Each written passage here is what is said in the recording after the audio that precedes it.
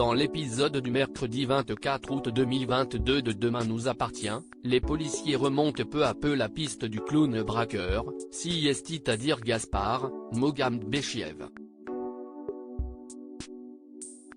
Chez lui, ce dernier et Juliette, Mathilde Lebrequier, reviennent sur leur visite à Sacha, Grégoire Roussel, en prison. Ils ont compris qu'il ne changera jamais. Ils veulent aller de l'avant. Martin, Franck Monsigny, fait revenir Nordine, Youssef Agal, au poste pour qu'il leur prête main forte. Georges, Mayel El Ajaoui, regarde des images de surveillance d'une station-service où le braqueur a mis de l'essence dans sa moto. On ne voit pas son visage mais une autre cliente présente à ce moment-là a pris une photo sur laquelle pourrait se trouver le braqueur. Il retrouve cette femme qui vit à Montpellier. Elle a effacé le cliché mais Georges a peut-être un moyen pour le récupérer malgré tout. Gaspard se rend à l'hôpital et fait mine de chercher à avoir un rendez-vous avec un psychologue alors qu'en vérité il traîne autour du service ambulatoire. Derrière les barreaux, Sacha s'est débrouillé pour récupérer une lame de rasoir.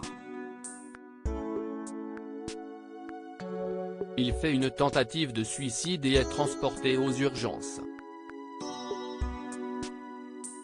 Au commissariat, Georges a réceptionné le téléphone de la cliente de la station-service. Il ne lui reste plus qu'à recréer les données. Au même moment, Damien, Adrien Robe, ouvre un colis, il s'agit d'une bombe qui pourrait faire sauter tout le poste.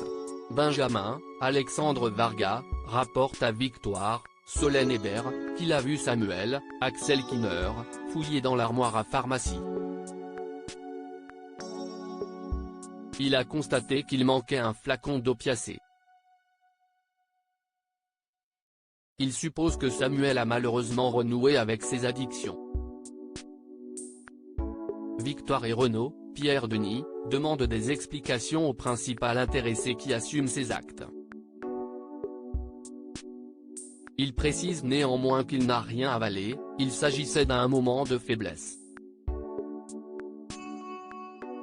Il est en pleine introspection et questionne ses choix. Samuel promet qu'il a compris que la solution n'est en tout cas pas la drogue. William, Kamel Belghazi, vient ensuite discuter avec son meilleur ami qui lui ressort le même discours, il est prêt à faire face à ses problèmes. Samuel retrouve Victoire et lui révèle qu'il veut partir à l'aventure et renouer avec ses rêves d'enfant. Elle le soutient au maximum et veut partir avec lui. Mais ce n'est pas ce qu'il a prévu. Samuel veut en fait s'en aller seul. Victoire le prend très mal. Les adieux d'Angie et Nathan dans Demain nous appartient. Jaya, Nastasia Caruge, reçoit un vocal de Jordan, il lui présente ses condoléances et lui offre son soutien suite à la mort de Cédric.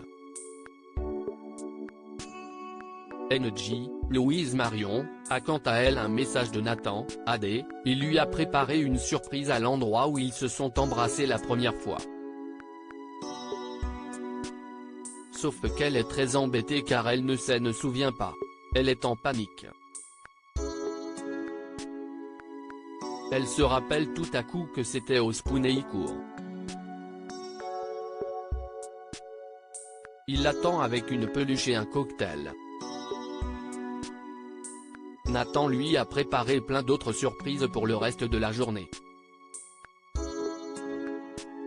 Il a pris des billets pour venir lui rendre visite dans 2 semaines.